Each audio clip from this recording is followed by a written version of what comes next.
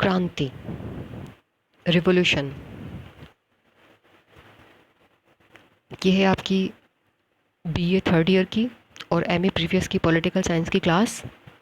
और आज जो हम पढ़ने जा रहे हैं वो है अरस्तू के विचारों में से एक, क्रांति का विचार, रिवॉल्यूशन, कंसेप्शन ऑफ रिवॉल्यूशन। प्लेटो, अरस्तु दोनों के सामने एक गंभीर समस्या थी। वो थी राजनीतिक अस्थिरता की, पॉलिटिकल इनस्टेबिलिटी की।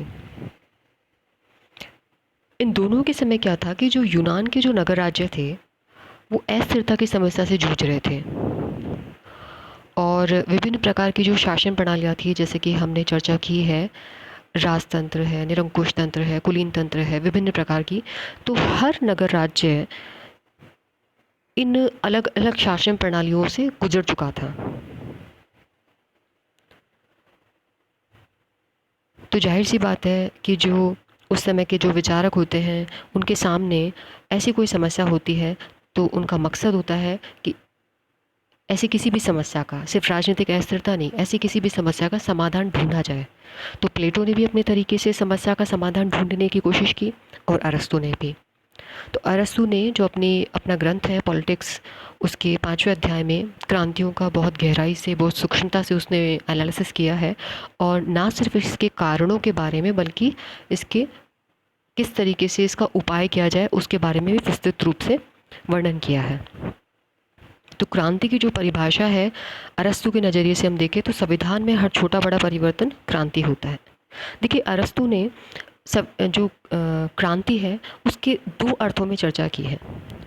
एक एक तो ये है कि संविधान में परिवर्तन हो, यानी कि जैसे संविधान का कोई भी एक रूप है, जैसे कि राजतंत्र है या निरंकुश तंत्र है या कुलीन तंत्र है या पॉलिटी है, डेमोक्रेसी है, तो उससे दूसरे रूप में परिवर्तन हो जाए तो क्या कहलाएगी? क्रांति। और साथ में ऐसा ना हो लेकिन दूसरे तरीके से हो जाए कि मान लीजिए सत्ता जो है वो एक पक्ष से दूसरे पक्ष में चली जाए या सत्ता जो है वो एक हाथ से दूसरे हाथ में चली जाए, तो वो भी क्या कहलाएगी? क्रांति। यानी अरस्तु ने क्रांति के दो अर्थ प्रस्तुत किए हैं। अब वर्तमान में अगर हम बात करें, एट प्रेजेंट अगर हम बात करें तो क्रांति जो है उसके बारे में जब हम सोचते हैं तो हमारे दिमाग में क्या आता है कि किसी शासन व्यवस्था में अगर असंवैधानिक तरीके से, अनकॉन्स्टिट्यूशनल मेथड से अगर परिवर्तन हो जाता है तो वो क्रांति है। ठीक है, वर्तमान जो रेफरेंस है उसमें हम इस प्रकार से इसको समझते हैं वर्तमान समय में। और अरस्तु ने जो अपनी क्रांति की परिभाषा दी है वो एक डिफरेंट रूप में दी है। तो ये जो परिवर्तन होता है, देखो अलग अलग प्रकार का हो सकता है। परिवर्तन आंशिक भी हो सकता है, पूर्ण भी हो सकता है, सशस्त्र भी हो सकता है, बिना शस्त्रों के भी हो सकता है। तो आगे हम चर्चा करते हैं क्रांति के अलग अलग प्रकारों की।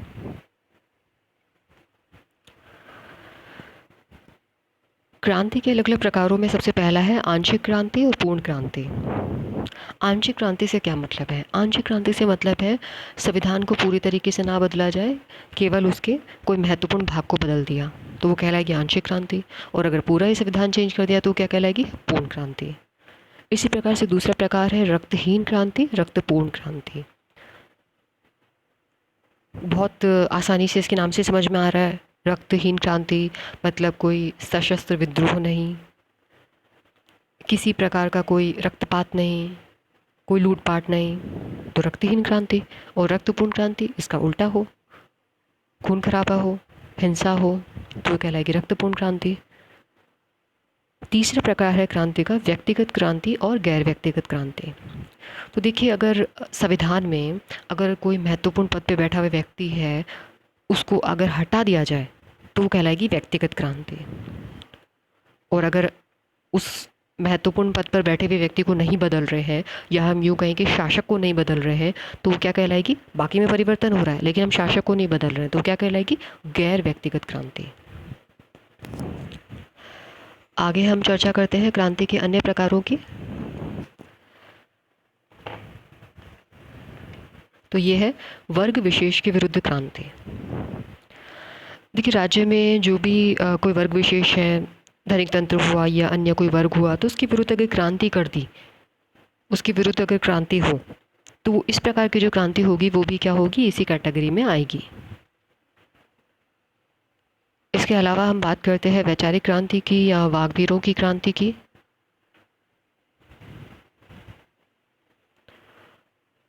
वाग्वीरों की क्रांति, ये क्वेश्चन आपके जो 2 नंबर के क्वेश्चंस होते हैं, 2 नंबर के जो क्वेश्चंस होते हैं, उससे पूछा जा सकता है, वाग्वीरों की क्रांति क्या है। देखिए, ये ऐसी जो क्रांति होती है वो जनतंत्र में होती है। अब इसमें भी क्या होता है, देखिए, कोई व्यक्ति सत्य का या असत्य का, मतलब सच झूठ का सहारा लेकर के जनता को भड़का दे, उकसा दे और सत्ता को हथिया ले, तो कहलाएगी वाग्वीरों की क्रांति। मतलब व्यक्ति जो है वो अपनी भाषण कला के माध्यम से, अपने प्रचार के माध्यम से जनता को ऐसा करने के लिए प्रेरित कर देता है या मजबूर कर देता है, तो क्या कहलाएगी, वाग्वीरों की क्रांति। तो ये थे क्रांति के प्रकार। आगे हम चर्चा करते हैं क्रांति के कारणों की। क्या रीजंस होते हैं क्रांति के पीछे?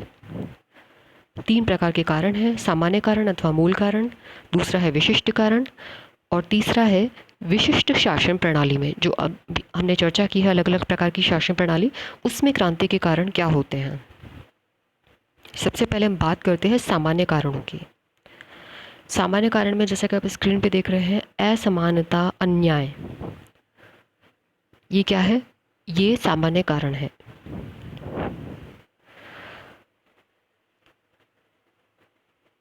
इसमें क्या होता है, देखिए, जब किसी व्यक्ति को लगे कि जिस अधिकार का, धन संपदा का वह अधिकारी है, जो उसको प्राप्त होने चाहिए, जिसके लिए वो खुद डिज़र्व करता है, और वो किसी अन्य व्यक्ति को मिल रहे हैं, वो अधिकार, वो पद, वो सम्मान, तो उसमें क्या होगा, असंतोष की भावना आएगी। और ये जो असंतोष की भावना है, ये किसको जन्म देगी, क्रांति को।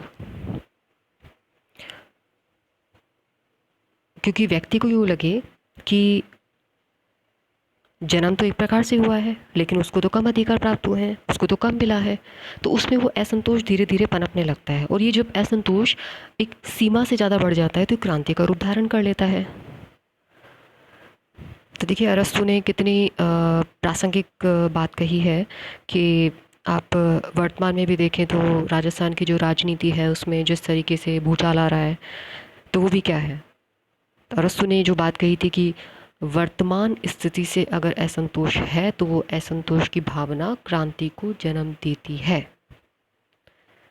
तो ये था अरस्तु के सामान्य कारण। अब देखिए, असंतोष का जन्म हुआ और असंतोष की जन्म की वजह से क्या हुआ, क्रांति हुई। कुछ लोगों को लगा कि भाई हाँ, कि उनको उन वस्तुओं का, उन पदों का, उन सम्मानों की प्राप्ति नहीं हो पाई है, तो क्या करते हैं, अपने हक को प्राप्त करने के लिए एकजुट होते हैं, संगठित होते हैं, धीरे धीरे और भी अनेक लोग उसमें मिलने लगते हैं, और फिर धीरे धीरे ये भावना जो होती है जब एक सीमा से आगे बढ़ जाती है तो क्रांति को जन्म देती है। इसी तरीके से अन्य जो कारण है उसमें हम पढ़ते हैं विशिष्ट कारण। विशिष्ट कारणों में बात की जाती है शासक वर्ग जो है उसकी अगर लाभ की लालसा है। देखिए, जो शासक वर्ग होता है, अगर वो ये सोचे कि भाई हाँ, कि मुझे ये फ़ायदा हो, सामान्य जनता की, वो सामान्य जनता के हित की चर्चा ना करे, उसके कल्याण की चर्चा ना करे, तो ऐसे में क्या होगा, जनता में असंतोष पनपने लगेगा और वो एक न एक दिन हो क्रांति कर सकती है। इसी तरीके से शासक वर्ग जो है उसकी सम्मान की लालसा, सम्मान पाने की इच्छा सभी को होती है, लेकिन अगर शासक वर्ग को सम्मान की लालसा इतनी अधिक हो कि वो अनुचित तरीका अपनाने लगे, या वो ऐसे भी करे कि किसी को तो उचित ढंग से, किसी को तो अनुचित तरीके से सम्मान दे दिया और किसी को अनुचित तरीके से अपमानित कर दिया, तो ये भी क्या होगा, ये जनता में असंतोष को जन्म देगा। तो इस वजह से क्या होगा, ये शासक वर्ग का रवैया जब जनता के लिए असहनीय हो जाएगा तो वो एक दिन क्रांति कर ही देगी। तो इस प्रकार से विशिष्ट कारणों में ये दूसरा कारण था। अयोग्य व्यक्तियों के द्वारा शासन किया जाए। अगर जो शासन करने वाला व्यक्ति है अगर वो योग्य नहीं होगा तो शासन व्यवस्था जो है वो उचित रूप से संचालित नहीं हो पाएगी। ऐसे में भी क्रांति हो सकती है। भय। भय का अरस्तू ने क्या कारण बताया है कि भय जो है वो व्यक्ति को दो प्रकार से क्रांति करने के लिए बाध्य कर सकता है।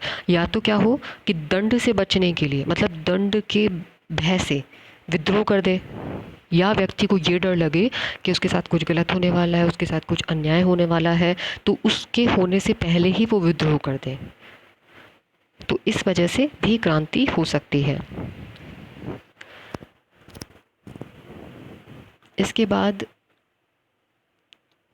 जो आगे के कारण हैं उसमें है विदेशी लोगों की बहुलता। अरस्तु कहता है कि देखिए, अगर हम विदेशी लोगों को बसने की आज्ञा देंगे, उनको आने की अनुमति देंगे, तो एक प्रकार से हम क्या कर रहे हैं, क्रांति के संकट को आमंत्रित कर रहे हैं। कभी भी क्रांति हो सकती है। तो वो विदेशों के आने को भी क्रांति के कारणों में गिनता है। मध्यम वर्ग का अभाव। अरस्तु का ये मानना है कि देखिए, जो निम्न वर्ग है और जो उच्च वर्ग है, यानी कि जो एक निर्धन वर्ग है और जो अमीर वर्ग है, अगर इन दोनों के मध्य खाई बढ़ती जाएगी, अंतर बढ़ता जाएगा, तो ये एक न एक दिन क्रांति को जन्म दे सकता है। तो इसलिए वो कहता है कि अगर मध्यम वर्ग जो है ये क्या करता है, समाज में संतुलन लाता है। अगर मध्यम वर्ग नहीं होगा या इस वर्ग की समाप्ति हो जाए तो ऐसी घटना भी क्रांति को जन्म दे सकती है। इसके अलावा है शासक वर्ग की असावधानी। कई बार क्या होता है कि कारण हमारे सामने होता है, लेकिन शासक वर्ग जो है उसको अगर उसको इग्नोर कर दे, उस पर प्रॉपरली ध्यान ना दे पाए, तो ऐसे में भी क्रांति हो सकती है। पारिवारिक विवाद। जिस पक्ष के पास सत्ता है, जिसके हाथ में सत्ता है, अगर वहाँ कोई पारिवारिक विवाद मौजूद है तो ऐसे में क्या होता है, क्रांति को जन्म दे सकता है। अल्प परिवर्तनों की उपेक्षा। मतलब कि अगर कोई छोटे मोटे जो परिवर्तन होते हैं, परिवर्तन तो क्या है, प्रकृति का नियम है, सभी वस्तु में परिवर्तन होता ही रहता है। कहते हैं ना कि परिवर्तन ही जीवन है। लेकिन अगर शासक इन परिवर्तनों को समझ नहीं पाए या इनको इग्नोर करने की कोशिश करे, तो आगे चल कर के ऐसा हो सकता है कि ये भी क्रांति को जन्म दे सकते हैं। तो ये कुछ कारण थे जो कि विशिष्ट कारण थे। इसके अलावा तीसरे प्रकार के कारण हैं जो कि अलग अलग शासन व्यवस्थाओं में क्रांति का कारण बन सकते हैं। विभिन्न प्रकार की जो हमने शासन व्यवस्थाएं पढ़ी हैं उनमें, जैसे कि अगर हम बात करें राजतंत्र की, तो राजतंत्र में क्या होगा, क्रांति कब हो सकती है, जब सत्ता का दुरुपयोग हो।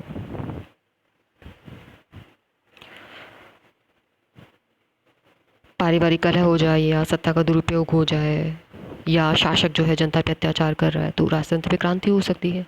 इसी प्रकार से निरंकुश तंत्र, उसमें क्या होगा, निरंकुश तंत्र में अगर शासक का जो स्वेच्छाचार है, अपनी मनमर्जी जो है वो बहुत ज़्यादा बढ़ जाए, अत्याचार बहुत ज़्यादा बढ़ जाए, तो क्या होगा, निरंकुश तंत्र में क्रांति हो सकती है। इसी प्रकार से अभिजात तंत्र या कुलीन तंत्र में क्रांति किस प्रकार से हो सकती है, जब जनसाधारण के प्रति दुर्व्यवहार होने लगे। या जो कुलीन तंत्र आप लोग समझते ही हैं, कुछ व्यक्तियों के हाथ में शासन, और ये शासन का कैसा प्रकार है, एक अच्छा प्रकार है। लेकिन इसमें क्या हो कि शासक वर्ग में मतभेद पैदा हो जाए, तो ये भी क्या कर सकते हैं, क्रांति के कारणों को जन्म दे सकते हैं। इसी प्रकार से गुटतंत्र, गरीबों का शोषण हो रहा है, सत्ता का दायरा सिमट रहा है, सिर्फ अपने लिए स्वहित की पूर्ति हो रही है, तो ऐसे में क्या होगा, इसमें भी क्रांति हो सकती है। संवैधानिक तंत्र, पॉलिटी, संविधान की उपेक्षा की जाए, संविधान का दुरुपयोग की जाए, तो क्रांति हो सकती है। और लास्ट है डेमोक्रेसी, जैसा कि हम पढ़ चुके हैं कि वाग्वीरों की उपस्थिति हो। इसमें क्या होगा कि जो निर्धन वर्ग है उसके कुछ स्वार्थी नेता धनवान वर्ग के लिए अगर खतरा पैदा कर दें, खतरा उत्पन्न कर दें, तो ऐसे में क्या होगा, डेमोक्रेसी में भी क्रांति हो सकती है। तो ये थे अलग अलग शासन व्यवस्थाओं में क्रांति के कारण। आगे हम बात करते हैं क्रांति के उपायों की। अब देखिए, अरस्तु ने क्या न सिर्फ क्रांति के कारणों के बारे में विस्तार से चर्चा की है, बल्कि उसने क्रांतियों से बचने के उपायों के बारे में भी चर्चा की है। तभी तो जाकर के शासन में स्थिरता रह पाएगी। उदाहरण के लिए, जैसे हम कुछ उपायों की चर्चा करते हैं, या फिर इसको हम यूँ भी कह सकते हैं कि जो कारण थे उन्हीं का ही जो निवारण है वो क्या होगा, क्रांतियों से बचने का उपाय। जैसे जनता में संविधान के प्रति आस्था बनाए रखना। जनता में अगर हम न्याय के प्रति, संविधान के प्रति अगर शासक वर्ग जो है अगर वो आस्था बनाए रखेगा, तो ऐसे में क्या होगा, क्रांति जो है उसका हम काफ़ी हद तक निवारण कर सकते हैं। और ऐसी जो भावना है वो नागरिकों में कब उत्पन्न होगी, जब वो सुशिक्षित होंगे, उनको एक अच्छी शिक्षा प्रदान की जाएगी। तो इसीलिए अरस्तु ने नागरिकों की शिक्षा पर भी बल दिया है। और शिक्षा जो है उनमें क्या करेगी, कर्तव्य भावना उत्पन्न करेगी, उनकी जो ड्यूटीज़ हैं उनको पूरा करने के लिए प्रेरित करेगी। तो ऐसे में क्या होगा, वो क्रांति की तरफ उन्मुख नहीं होंगे। इसी प्रकार से उपाय है पद, लाभ, सम्मान का न्यायपूर्ण वितरण।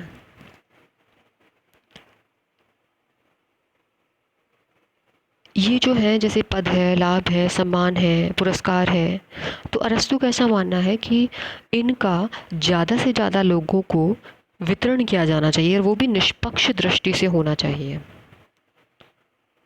जिससे क्या हो, जनता में संतुष्टि की भावना आए। तो इस प्रकार से क्रांति को रोका जाए। आर्थिक असमानता जो है इसको कम करना। अगर मान लीजिए धन का डिस्ट्रीब्यूशन इस प्रकार से करें कि ना तो कोई एक वर्ग बहुत ज़्यादा समृद्ध बन पाए और ना कोई एक वर्ग बहुत ज़्यादा निर्धन बन पाए, तो जब इस आर्थिक असमानता को कम करने का प्रयास किया जाएगा तो अपने आप ही हम क्रांति के कारणों को दूर कर सकते हैं। इसी प्रकार से अभी आपने पढ़ा मध्यम वर्ग को बढ़ावा। अब मध्यम वर्ग क्या करता है भाई, एक तो है उच्च वर्ग, एक है निम्न वर्ग, इसके बीच में आता है मध्यम वर्ग। तो कहता है कि अगर मध्यम वर्ग है तो क्रांति जो है इससे बचा जा सकता है। ये दोनों के बीच में क्या करता है, बैलेंस का काम करता है। इसी प्रकार से है शक्ति पर नियंत्रण। अगर जो शासक वर्ग है उसके हाथ में सत्ता पर नियंत्रण होगा, शक्ति पर नियंत्रण होगा, तो ऐसे में क्या होगा, क्रांतियों से बचा जा सकता है। इसके अलावा और भी अन्य कई उपाय हैं, जैसे कि अरस्तु कहता है कि राज्यों को ऐसा भी करना चाहिए कि वो आगे आने वाले संकटों से नागरिकों को भयग्रस्त रखे, आतंकित रखे। तो ऐसे में क्या होगा कि उनको ऐसा कोई स्टेप उठाने का मौका ही नहीं मिलेगा कि वो राज्य के विरुद्ध विद्रोह कर सके।